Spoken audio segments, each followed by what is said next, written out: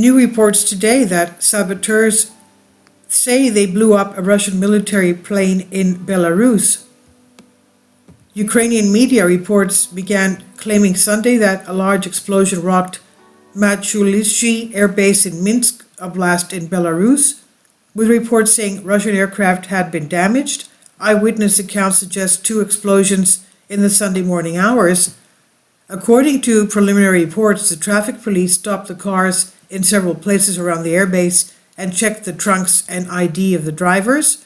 Ukrainska Pravda reported, also citing the presence of emergency vehicles on the scene, but now there appears further confirmation in AFP that a Russian military airplane was likely destroyed at the airfield.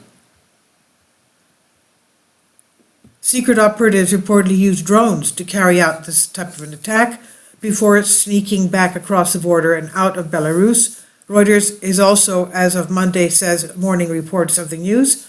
Belarus's anti-Lukashenko opposition is now claiming that it was successful in sabotage operation which targeted Russian aircraft.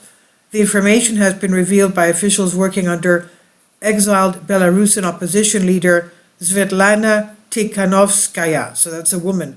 Partisans confirmed a successful special operation to blow up a rare Russian plane at the airfield in the Mashulishi near Minsk, tweeted Frana Vykorka, a close advisor of opposition figurehead Svetlana, and he said, "This is the most successful diversion since the beginning of 2022.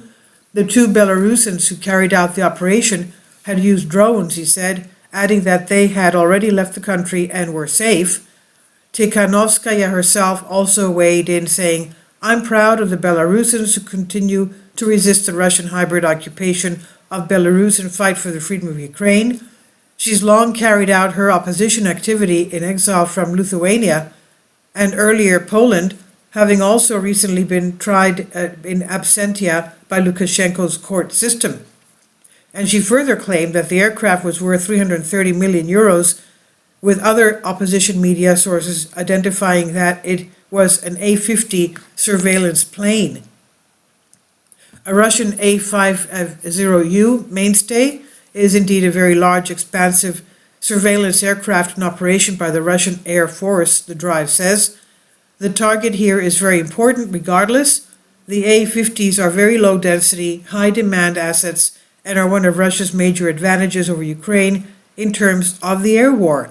The A-50 provides general wide area aerial surveillance and airborne command and control capabilities. Beyond this, and arguably the most importantly, they provide the critical look-down radar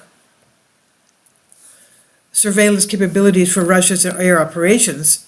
As such, not only can they generate an air picture deep into Ukraine, but this also includes detecting low-flying aircraft which far-off ground-based radars cannot see, the report says. This is the currently primary operation regime for Ukrainian aircraft anywhere near Russia's overlay of complex anti-air capabilities that extend deep into Ukrainian-controlled territory. Ukraine alone, along with its Western backers, have long accused Belarus of aiding and abetting the Kremlin's war efforts by allowing its territory to be used as a staging ground for Russian planes, drones, and troops, and for this reason major Russian assets parked in Belarus would indeed be likely targets of Ukrainian and Belarusian exiled opposition sabotage attacks like Svetlana and her group. The A-50 in particular is considered a rare aircraft within the Russian arsenal given its size and expense. If this was indeed a successful sabotage operation to take out such a large, valuable Russian asset, it's very likely that the saboteurs had help from NATO, countries' intelligence agency, perhaps with US, UK, or Polish involvement. This also, given the difficulty of what would have been required to pull off such an attack on a sensitive military facility and get away with it. So that's what's happening there. This is by Tyler Durden on Zero Hedge. Please leave your comments and thank you for your support. Kindly support my Patreon account The daily posts are 5 videos daily, and they are totally different from what I have on my YouTube channel.